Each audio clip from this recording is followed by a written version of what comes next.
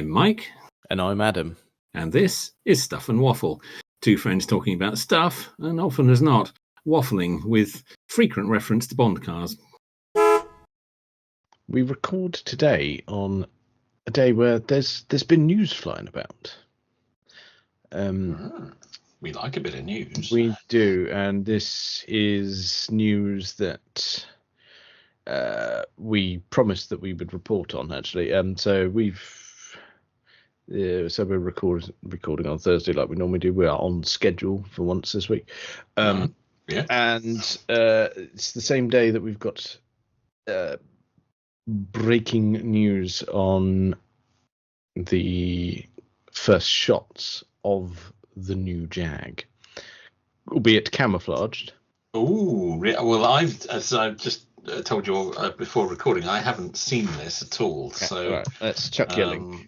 That's oh my word! Yeah, okay.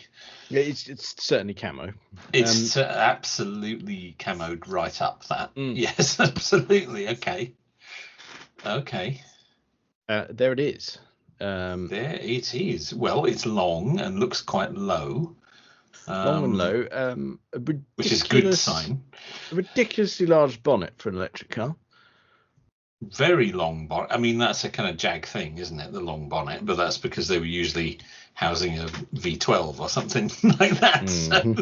So, oh yeah. Well, maybe they packed it with batteries. Maybe it's got a range of like 600 miles or something like that. I mean, that would be very impressive. Class leading, some would say. Yep. So there it is. It's been spied out and about. Okay. I actually think Jag released these photos from what I've read. Okay. They put them out themselves rather than but they look a bit too good to have been taken by a passerby. A passerby hiding in a bush. Yeah, they look a bit too good. That's it. We're looking at you, Mr. Porter. Yes, indeed. Yeah. So we're long and low. Are we looking like we're some sort of either a coupe, possibly a hatchback? Yeah, I would. It's quite a jaggy sort of shape, isn't it? It's difficult to tell because at the rear there's all sorts going on. You know, is this a saloon? Is this a hatch? That could even be fake panels, couldn't it? To make it quite shape. Yeah. Okay.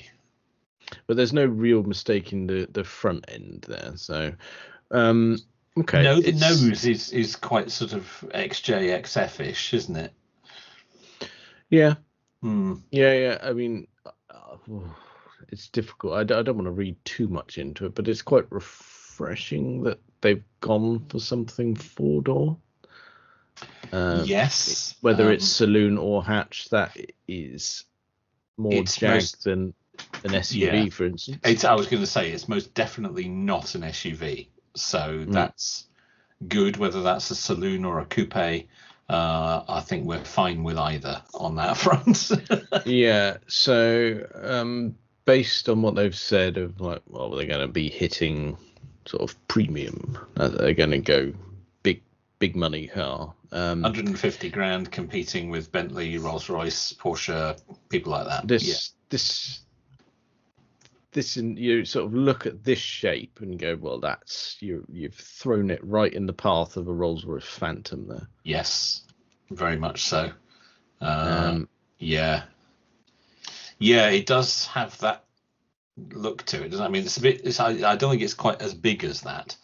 No, I don't think so. Although it's really difficult to gauge the scale because there's nothing around it. Yeah, and it's all covered in camo nonsense. So yeah, you cannot tell. I mean, the Phantom is an enormous vehicle. Yeah, possibly too big. Some would say yes. So we will get an actual unveil of this. Well, I don't know whether it's an unveil of this or whether it's their design concept. Right. So. Well, they've said that there won't be an actual release until 2026, haven't they? But if we're far enough on to have something running and driving, then yeah, it's obviously happening. That's it. So I think from what they've said that beginning of December, we might actually see some of the design concept stuff. I don't know if we'll get to see the actual car, but some of the, just to get an idea of where they're going to go visually. Okay. So yeah, give that a couple of weeks, and we might actually get something. It would be lovely to get something before Christmas, wouldn't it? A little bit of a proper look at what they might be doing. And from what I read, I think they're going to be unveiling that at Miami Art Week, which people have said that's really interesting. They're going with unveiling that in North America because I think they really want to conquer that market. Well, you've got to, haven't you, really? If you want any kind of volume, you've got to get it selling in America. Yeah. Interesting. Yeah. The initial signs, looking at the shape of it and things are encouraging. Not an SUV, as you say. No. Very good. It's got black wheels, though. It has. That's true. Can't get much of a look at them because the car is moving in all the pictures. To be honest, though, if it was stationary, you wouldn't be able to get a good look at them. Lack of definition, you see. Now, as we've established, that's more to do with your eyesight than the wheels. No. Grandad's eyesight is perfection. It's the wheels that are poo. Oh dear. Well, yes. Okay.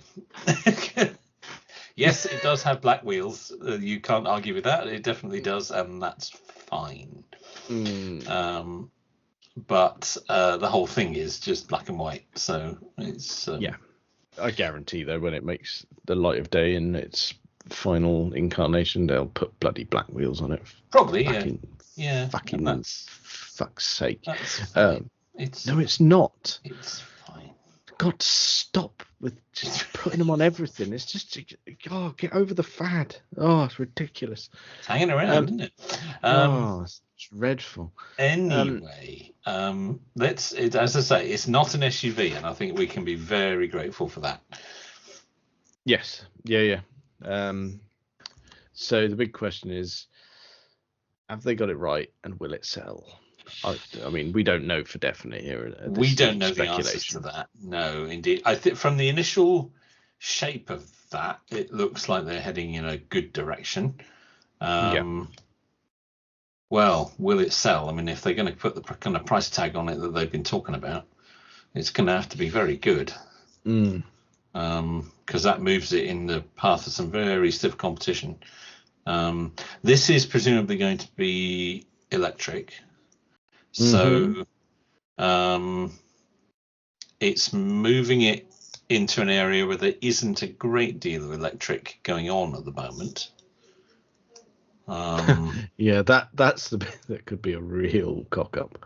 I mean, Rolls-Royce are doing they have the Spectre now, don't they? And there is going to be an electric Phantom.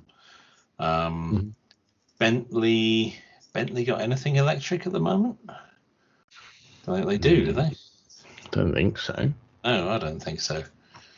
I'm not one for the Bentley range, though. Neither am I. I'm not familiar with it. I couldn't even tell you what is current range. Particularly. Continental, yes, and there's the Bentayga ridiculousness, isn't there? But I think we've just done their entire range, haven't we? Is that it? Have they got? Do they still do the 4-door? I'm going in. Saloon. I'm going in. That's called. That's what is that? This is a weird little website. Right, so we've got gone onto the Bentley website. I don't think I've ever been there. So we've got the Bentayga, the Continental, the Flying Spur. That's Flying Spur. That's what I was thinking of. Yes. And the Mulliner as well. Bentley's coach building artisans can bring you your perfect car to life. With Mulliner, nothing is impossible. Oh dear. Well, if you have a big enough bank account. Yeah, but let's face it. I think the Mulliner bit of it is basically just customizing one of the cars I listed from their range.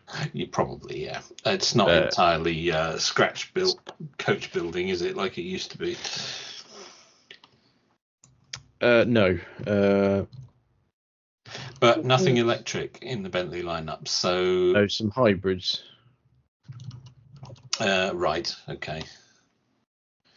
So it's difficult if they're going for that kind of price range. It's difficult to see exactly where it sits in the market. I mean, it'll be kind of the first electric car in that area of the market.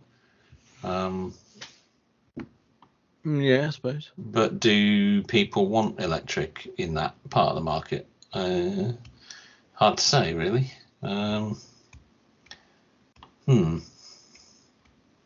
Yeah, there's nothing to sort of base any thoughts on really as to how well it might do. No.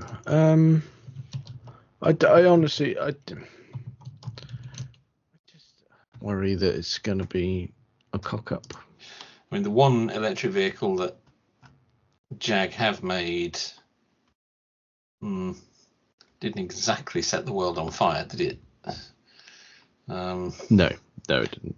It was released in a hurry because they were desperate to have something out alongside the Tesla Model 3.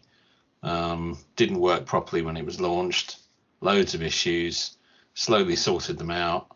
By the time they did, it wasn't really competitive anymore. Yeah, really. It was too expensive and didn't have the range. So, yeah, the whole thing with iPace was a bit of a mess from start to finish. And it doesn't look like a Jag. It never did.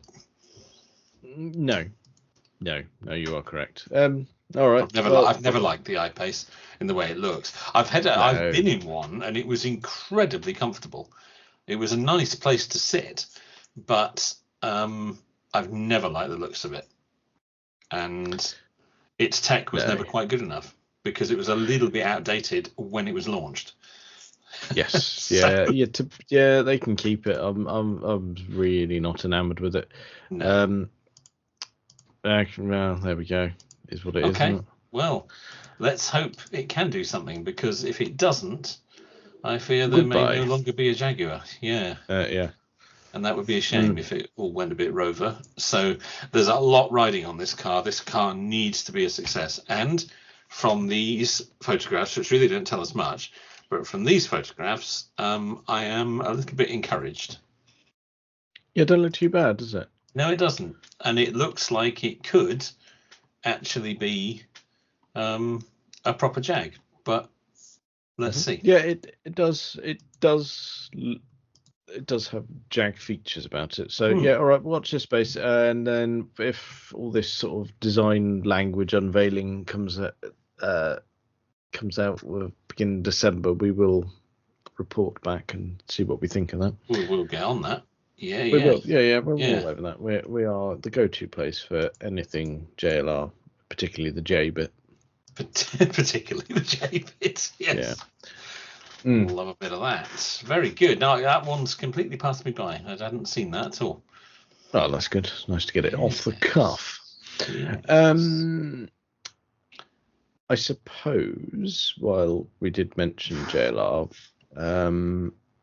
we should touch on something that's cropped up this evening. Yes, we should move to the LR bit. Yeah. Yes. We had some really brief messages on Discord about the first Range Rover EV going down the production line. Hot off the press. Hot off the press. Has rolled off the production line this very day. Mm-hmm. I don't know if this has been made public or anything yet, but now.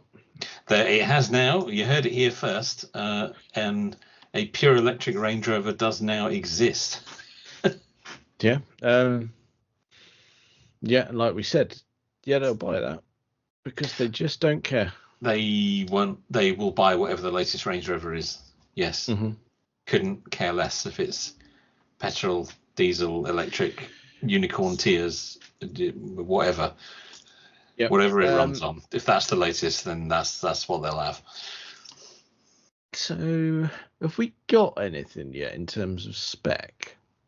I haven't seen anything, no. No, I haven't seen anything at all. There's nothing really been around, really even 100% confirming that they were going to do it. I just done a little bit of skimming what we're talking, and it seems like Range Rover is not confirmed figures or anything to do with the electric, but they have supposedly promised performance comparable to the V8. Yeah, well, it's going to have to be, isn't it, really? Which is an interesting way of wording it, because they've said that the performance is going to be the same as V8. We go, well, yeah, but what about the range? Yeah. Yeah. Quite. Because you're propelling quite a lump of car there. Yes, it's quite a big old thing, isn't it? And it's if it's gonna have proper off-road technology in it, then that's gonna add weight. If it's going to be able to tow an amount comparable to the petrol version, then that's more weight. So the advantage of it being a larger vehicle is that they can put more batteries in it, but that also adds weight. Yeah, that's gonna weigh it down. Yeah. It's going to be a heavy old thing, isn't it? I mean, I'm not a massive fan of the way the new Range Rover looks, but I am quite intrigued by the stat. When these stats finally appear, I will be very interested to see them. I'd like to know what it is. Yeah, I'd like to know what it can do.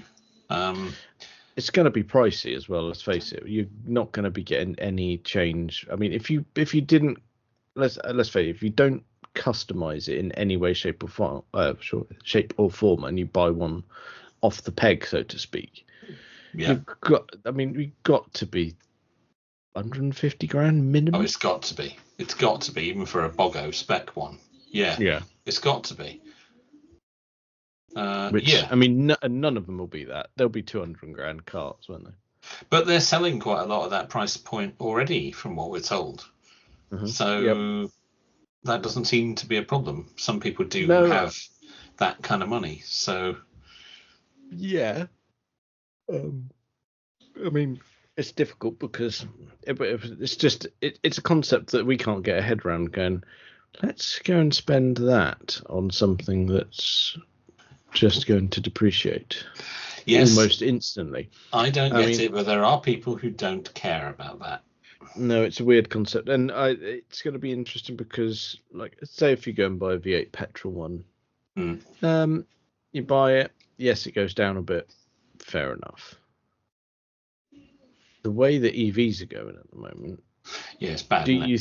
They are depreciating horrifically. Yes. Do you think an electric Range Rover can buck that trend and just depreciate in a normal fashion? That's a very good question. I think it will have a loyal fan base. Who really want the electric version, but as you say, I think it'll also have a lot of people who buy it because it's the latest Range Rover. They won't actually care that it's electric. And to be honest, the electric will probably make it superior off-road. Electric is very good for off-roading, all that torque. Yeah. That's good. I mean, the amount of those brand new Range Rovers that are taking off-road, that's going to be so helpful. There'll be a few. So helpful. There's bound to be a few. Unbelievable. Not many, I grant you, but there's bound to be a few. But unlike a lot of these SUVs, the Range Rover actually can go off-road. I know most of them don't, but it can. It can. It is capable, but it's just not. This capability that's never really used. Yeah, for the most part, yes, sadly that's true. Can it buck that trend? I would say if any car can, it can. Yeah, that's kind of where my thinking was going. I asked the question, but if it's going to do it, then I think the Range Rover could. yes, depreciation on EVs is horrific at the moment. But yeah, the sort of people buying it won't care. No, even if the depreciation is awful, but it might not be. I think we'll have to see how that goes, and we'll have to see how this Jag goes. Although I think we'll have a longer wait for that. Yeah. These Range Rovers will fly off the shelf. Yeah, they will. Jags they will not. They'll be I a wouldn't much be slower surprised. burn. I wouldn't be surprised if within a few months they'll be making more of the electric Range Rovers than the petrol ones. Because I think the demand will go. If that's the latest Range Rover, if this is the latest tech, if this is where we're going, we'll have that one. That's it. Yeah, I mean, and as we established, I mean, it's going to be really good because it means people in London won't have to pay ULEZ. Oh, well, wait. They don't. Oh, wait. They anyway. don't anyway. Sorry. What am I saying? I'm trying to be sarky going, oh, wait, the massive V8 ones are fine. Yes. For goodness sake. That's not a concern anyway. That's just ridiculous. Absolutely ridiculous. Yes, it is. That's very silly, but sadly is the case.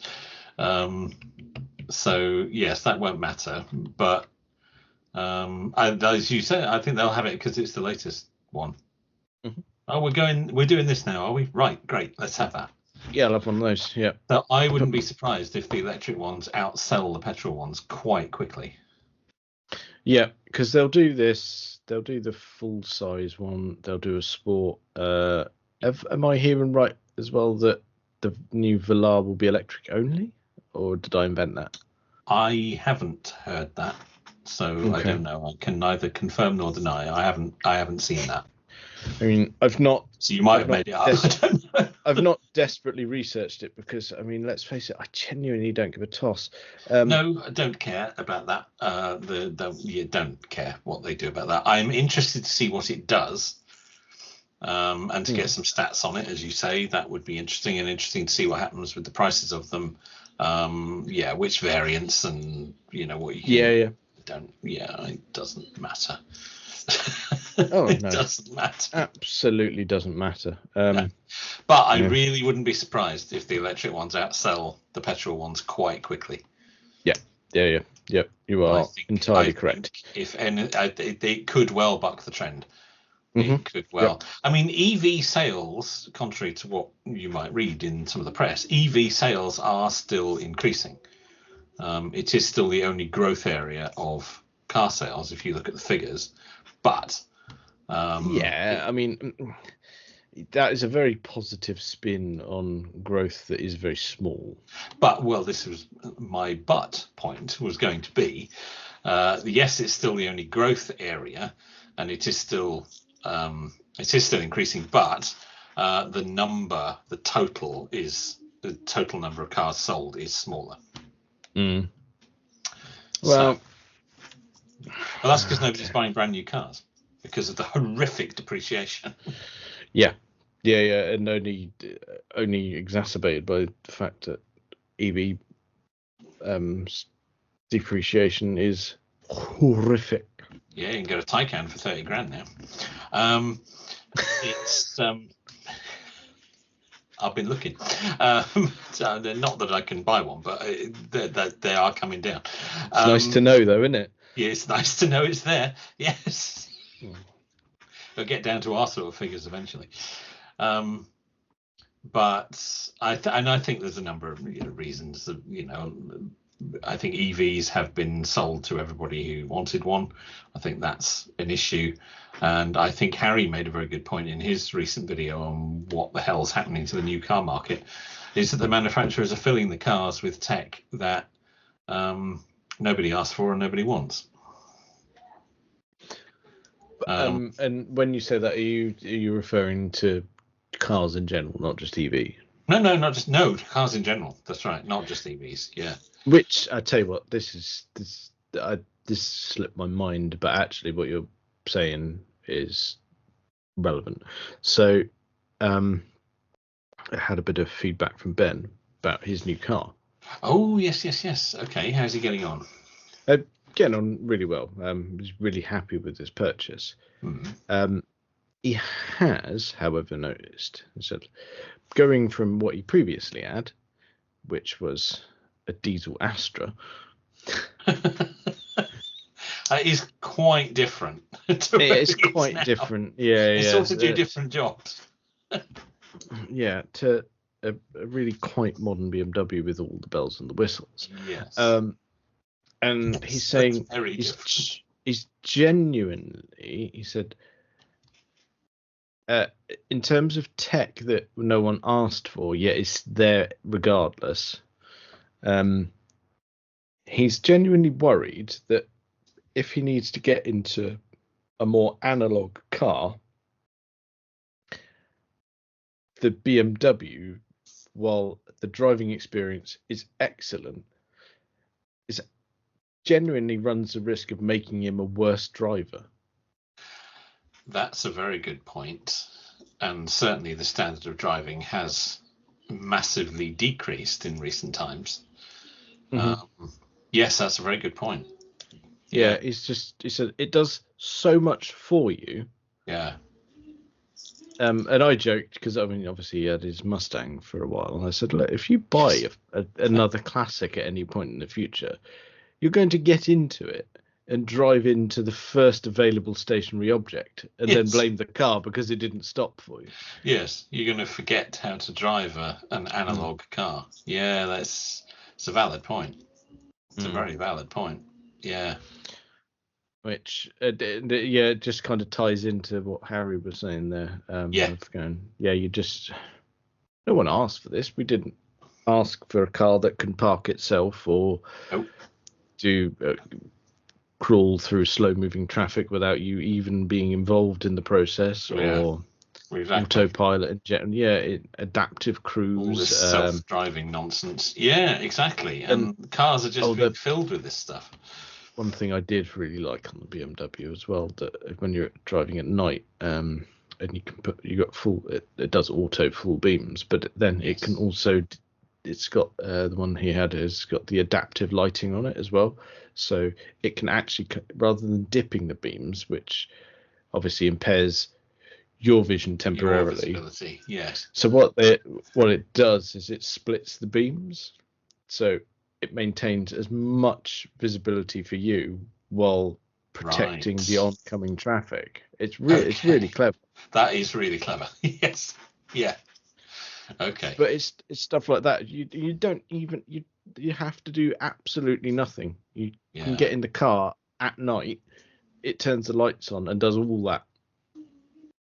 Yeah, I mean, my car does that. I mean, it doesn't have the split thing, but it's got the auto high and low beam, which is actually very good on that. It's better on the Jag than it was on the Tesla. That's because of Elon and his insistence on everything being a fucking camera. Yes, that's true. Yes, although I believe the Jag does it at least partially with a camera as well. It does have a forward-facing camera. Yeah, I mean, I'll grant you, their stuff will be partial, but having driven a couple of Teslas now, you go, it's that silliness of going, all right, there's some direct sunlight on a camera, and you get this warning on the bloody screen going, terribly sorry, there's sunlight on the camera. I can't actually do anything with that one for you. Yes, mine used to do that all the time. Stupid problem. Yes, it is that is exactly the sort of tech that we're talking about. Yes, that needs to go away, and that it's Chris pointed out in his one. It's where the screen tries to sort of draw a depiction of what's going on around you, and it shits its pants when it sees cones. It fucking loves them. Yes. Weird. It's like this. I don't need this. I've got eyes. Yeah. Mine was the Model S was afraid of hedges. It would steer away from hedges. But you're missing out a really key fact there, because it steered away from the hedges, but we got small roads, so what it did is steer into oncoming traffic. Yeah. Do you remember the morning I arrived at the office the first time it had done that to me? Yeah, I do. I also remember following you once while it did it, and like, yes. That was an interesting manoeuvre, just going down the road at 60 mile an hour, and you went, fuck it, let's drive into him. Let's steer into the oncoming traffic. Yes, let's see how this goes. Oh, yeah, that was terrible. It stopped doing that after a few software updates, so I think they fixed it. But that was terrifying. And my car didn't have autopilot, because although it's standard now, it was an option back then, which I didn't select. So my car didn't have it, but it would still do that. It's still blind panic. It's but the tech isn't there yet. I remember driving that V90 and going for a gap on a roundabout, and it just put the brakes on. I was like, it's a yawning chasm. I could have made that with time to spare. It just makes you look like an idiot then, doesn't it? It makes you look like you're an indecisive driver. Yeah. With mild women whiplash. Yes. Yeah, that. Calm down, Lynn. You've broken your neck. Yeah, not good. Not good. Yeah, don't want any of those. Not good. No, don't want any of that. So yes, I think that is part of the reason for what's happening to the depreciation and new car prices and things. And I think a lot more people, I mean, you can see it on the roads, a lot more people are running older cars. That's very obvious. I mean, nobody's got any money, so that obviously has some impact on it. But even so, I think people are holding onto their cars for longer, which actually I would agree is a good thing. Yeah, massively helpful. Oh yeah. It's got to be better to keep running an old car than it has to go out and buy a brand new one, and all the energy that goes into making it. Excuse me. Even if that new car is more efficient or zero emission, even, it's got a lot of manufacturing energy footprint to make up before it becomes cleaner than the older car. Now, the older car, as it ages, will only get dirtier, and the new car will only, and the electric car will only get cleaner. But there's quite a long time before those two lines on the graph cross. Yeah. So long term, it makes sense. But people don't buy brand new cars and keep them long term, do they? That's the problem, because all the finance deals and PCPs and all that kind of stuff, it's all designed to make it financially sensible to change the car every 3 or 4 years. So because PCP was designed not to be a good financial option. It was designed to keep the car industry afloat. Yeah. Well, and it has been working. I just think it's definitely under strain at the moment. I think people have got a bit wise to it, actually. People just don't want to spend. No. Certainly not in that sort of magnitude. It's insane. No, not at all. Not at all. So, yes. Anyway, I don't know how we got onto that, but it's interesting. Yeah, that's an interesting segue. I'm not entirely sure how we ended up there. That's fine, though. That's fine. It's fine. We'll keep an eye out for the new Jag, new Range Rover. I'll be interested to see what's going on there. Yeah. That's fair. Right. I think probably best if you take it away with potential. I use the word news in its loosest possible term.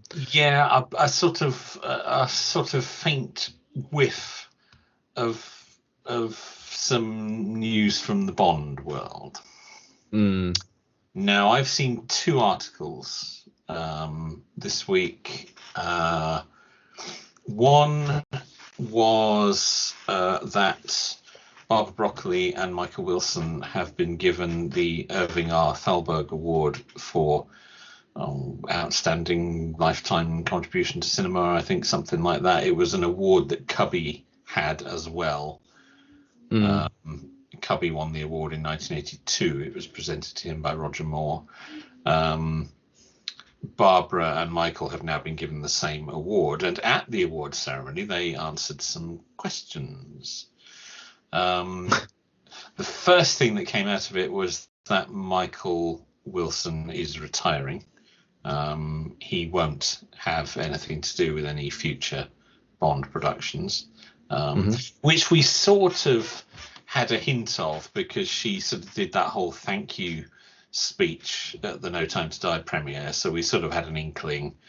He's in his mid-80s as well. I mean, fair dues. Yeah. He's done his time, so he'll be bowing out. At that sort of interview, she didn't give much other than to say that Bond will. They don't have any sort of firm idea about where they're headed, but that Bond will remain in the cinema, and that it will continue. And at the moment, it looks like she'll be the sole producer. Whether she brings anyone else in time, who knows? That was the first piece I saw. The second piece was a piece where apparently Michael had said that they would be looking for an actor in his mid-30s, but that he wouldn't necessarily, I can't remember the phrase they used, but he wouldn't necessarily be white. That's what I read again. I don't know the exact phrasing, but I know what you mean. Yeah. Don't be surprised if there's not some whiteness or something. It was a weird way of putting it. I can't have to find the article. But it was a bit strange. I think it was on The Guardian that I saw it. But so again, a faint whiff of news. So no more Michael, and it's going to stay in the cinema, but they still don't really know what direction they're going in. Well, that's fascinating, isn't it? They nailed that. Yeah. There's just nothing's going on, is it? That's the problem. Here we go. Whiteness is not a given, is the phrase they've used. Oh, it's such a weird thing to say. That's a strange way of putting it. She said, Barbara also said that whoever is the next actor can probably expect the kind of backlash that Daniel Craig got when he was announced for Casino, which was pretty unnecessary. She referred to it as the anti-Daniel Craig nonsense that they had in the mid-2000s. No, can't. I know that there was a bit of mumbling about it, but to say it was backlash it was a bit more than mumbling. I mean, there were websites set up. The whole Blonde Not Bond thing that was going at that time. It was a bit more than just murmurings. It was, it was quite a thing. I do have to take whatever she says with a severely large mound of salt, because she still won't have a word said against him. No, apparently Daniel Craig, was recently asked who should be the next Bond, and he said, "I don't care." I saw that. Yes. He genuinely couldn't give a toss. No, he's done. He's moved on. Yeah, he's doing other bits and bobs. I don't care. And that's fine. I get it. If only Barbara would sort of grasp the fact that he doesn't care and has distanced himself from the whole affair. Yeah, he's all done. He's all done. She also confirmed that they won't be going to television or streaming or anything like that. They will be movies for the cinema. So they need to get a wriggle on. Yeah, they do. I mean, if they really are nowhere with it still, then we've got to be looking at another 4 to 5 years before we get another movie, haven't we? It's got to be.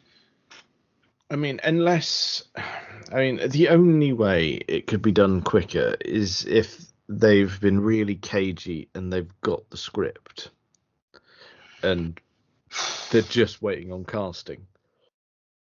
I don't think that's the case. I think that's unlikely. Yeah, I think it's absolutely miles away. But they could have kept the wraps on it. Somebody would have said something. Yeah. So, no, I think all the rumours that have been, it's going to be this actor, and he's been screen tested, and he's even, one rumour at one point said someone had even shot a gun barrel sequence, I think, which is patently ridiculous. I forget. Was it back to the Aaron Taylor Johnson rumours again, when it was the gun barrel? They said he'd actually done some actual filming. So, no, that's just not going to have happened. No, it seems unlikely. No one's going in front of a camera until they've appointed a director for a start. And they're not going to appoint a director until they've got a script. So, because the first thing a director is going to want to see is the script. So... Oh god, yeah, absolutely. So we're nowhere near, which is why I think it's going to. We could easily be looking at 2030 before we have another movie easily. Yeah. We did, however, this week, more pleasant Bond news. We did have a bit of an anniversary to celebrate, didn't we? Because this week marked the... Oh God, no! This is devastating. That 29 years ago, we got the premiere of Goldeneye. Yeah, I can't cope with that. I'm afraid. Can't process that. No. It's awful, isn't it? Yeah, that's horrible. I went to see that at the cinema. That's not acceptable. No, that can't be true. Bad, isn't it? Yeah, terrible. Really awful. Yeah. I tell you what, though, can't we just rejoice in how good it was? Oh, cracking. Was that the best of his, do we think? Was that the best Brosnan? Did we have this discussion? Probably. I can't remember. Probably. We probably did. I don't know whether we had it on air or not. We've reviewed Goldeneye. I think it's the only Brosnan we have reviewed, because obviously we're doing Die Another Day next. So we are. Are you sure we did? When did we do that? I think we've done Goldeneye. I'm sure we've done Goldeneye. I think you might be right. I've completely forgotten which ones we have done because it's been so long. But we did. It was episode 104. Beg your pardon, forgot to knock. Oh, very good. Yeah. One of the best toilet scenes ever. Yes. His first words uttered as Bond, and there he is, inverted, inhaling a Russian whiff. It's bad, isn't it? Not good. Yeah. Not the lighting a cigarette at the casino or any of that. It's Ed down a Russian Kazi. It's just he didn't luck out on that. No, not good. But the film in general, superb. Yeah. So good point. Is it his best? For me, it's either that or World Is Not Enough. It certainly is not Tomorrow Never Dies, and it is not Die Another Day. It's there's only a choice of two.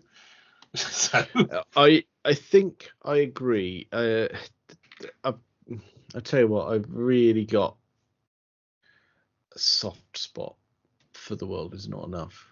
I do too. I think the title song is better. I do too. It varies as to which one of those I would choose. I couldn't. I'd really. They're both superb. I'm so indecisive. I don't have as much of a problem with Tomorrow Never Dies as you do, but I agree it's not in contention for his best. No, it can't be. No, I'd have a real problem. No. I suggested that. No, I'm not going to suggest that. But what I do suggest is that I really did enjoy it. It has moments, but I think overall it's quite weak. I thought it was quite good, but it doesn't. I don't have an issue with it, and I don't know if we have an issue with Die Another Day because we won't watch it. We've got a real. I think the fact that it's taken us this long kind of answers that question. Yeah, do you know what? I still come back to the same thing of going, it's probably loads better than we think it's going to be. Yeah, I suspect it is. We've just got this memory that it's just utter cack. But we did never say never again. It's not worse than that. No, that was toss. Absolute rubbish. Yes. Don't waste your time with that. No. We set ourselves a goal of that one. You have to watch it and find a redeeming feature, and I think we did. I can't remember what it was, so it can't have been that good. I can't remember what they were now. No, Rowan Atkinson probably. But, yeah. What this does say to me of going right, we've got a hint of Bond news, but we know it's not really moved on. No, it hasn't really moved. She's confirmed a few more details, and we know that Michael is now retiring. Okay, so what we need to tie it in a little bit with Goldeneye, tie it in a little bit with Casino Royale, of going, you need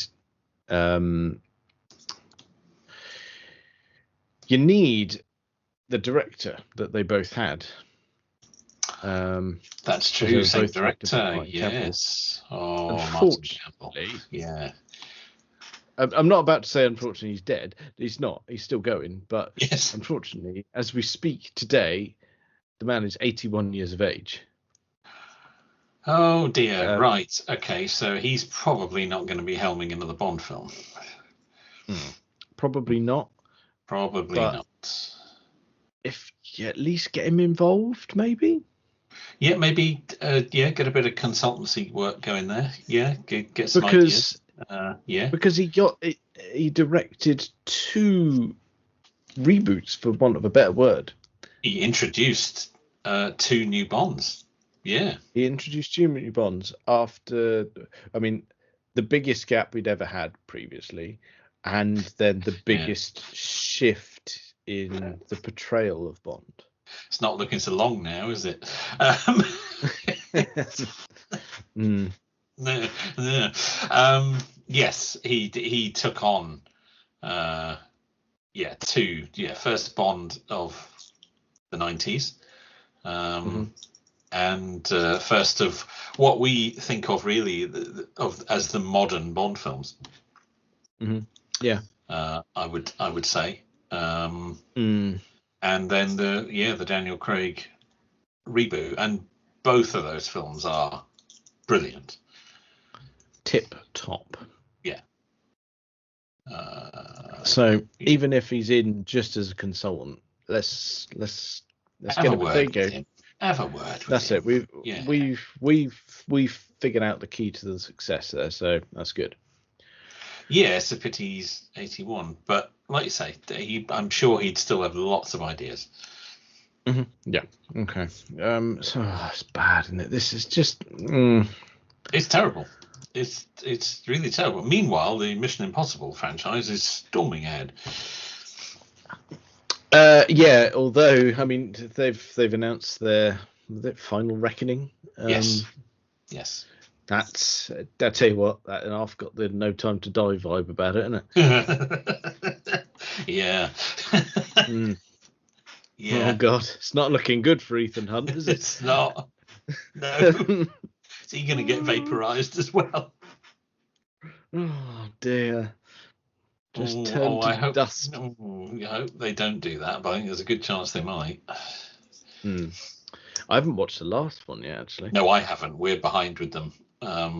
We sat down a while ago and said, right, we're going to go through all of them and get ourselves right up to date. And I think we got 3 in, and then life happened, and we've never gone back to it. I tell you what, in terms of those films, I think they're all great. Yep. I take a lot of enjoyment out of all of them. Even that massive shift between 1 and 2. Yes. Really weird shit. Yes, they're almost like 2 different series, isn't it? Yeah. but I'd say 2 is probably my favourite. For me, I still love the first one. Don't get me wrong, the first one is brilliant. Yeah. There's something about number 2. It was taking it to that another level. It was that. Well, it was John. I'm sure it was John Woo, wasn't it? Yeah, I think it was. Yeah. So it had all of those vibes, didn't it? Hang on, I'm just checking. Yeah, it was John Woo. I was just checking too. Yeah. Yeah, so that was good. Dougray Scott was a superb villain. Yes, true. Soundtrack was amazing as well. Yeah. Proper late 90s, early 2000s soundtrack. We had a bit of, I mean, I'm not the biggest fan, but we had a bit of Limp Bizkit. Metallica did a song for it, which was brilliant. Yeah. Absolutely brilliant. I really like the first one. The first, I saw that at the cinema when it first came out. I have a real soft spot for the first one, but I would say probably for me more the third one than the second one. Okay, that's fair. I mean, like I said, I'm not about to be talked down on any of them. I think they're all great. No, I like the third. And I'm not even the biggest Tom Cruise fan, but I tell you what, he's got the hang of those, isn't he? Yeah, I'm not. He's had some good stuff in his career. Yeah, plenty of good stuff. But he's had some cack as well. I mean, if you go way back, if we laughing at, just that he's had some cack, and it's like, and then my brain's off and going, yeah, what cack did he have? And then then you start thinking of some. You go, oh yeah, there were some really shit ones. Yeah. I was going to say, if you go way back though, The Firm is one of my favourites of his. I think The Firm is great. It's a brilliant movie. But yeah. The trouble is, he's done so many good ones, hasn't he? And it's like, I sit here and go, I don't really rate him, and go, yeah, but no one's going to be upset about Top Gun. Cocktail, which shouldn't have been entertaining, yet was. Rain Man, Days of Thunder, Few Good Men, The Firm, like you mentioned. Interview with a Vampire. Yes, Jerry Maguire. One of Dawn's favourites. Yeah. Eyes Wide Shut he was tremendous in that. Yeah, you're right. He's one of those actors that you sort of don't like to admit you like, but actually, like you say, when you run through his kind of back catalogue, it's not a bad list, is it? It's not a bad list. And there's one in there, was it Vanilla Sky? That took me so many goes to go, is this good? I don't know. And I concluded in the end, it was all right, actually. That was one of the ones I was going to put in the CAC column, but you might be right. I think maybe I've just not watched it enough. I remember watching it the first time again. What the fuck is this? Yeah. What on earth's going on here? But yeah, I tried it. I don't know why I tried it several more times, but it actually turned out to be good. Yeah. Yeah, it was. Yeah. It was. Interesting. But yes, it does look like they're bringing the Mission Impossible franchise to a close, so that'll be that character knackered, I expect. Unless they give him a happy ending. I mean... I mean... Doesn't it? Seems unlikely. Poor choice of phrase as well, but... no, it's not. That's not a movie. Well, maybe it is. I don't know. We haven't seen it yet. It's not out yet. You don't know. That would be a bold choice. Ethan Hunt's happy ending. Oh no. Have we ruined that before you've even seen it? Doesn't matter what's in the trailer. You know what you're expecting. Yeah, that's it now. Right, okay. All right. That's another film franchise ruined. It's a good job they're wrapping it up by the look of it, because we bollocks that, haven't we? Right. Back in the toilet we go. Well, I think that's probably enough of that for this week. Check us out on all the various social medias and things. Thank you very much for listening.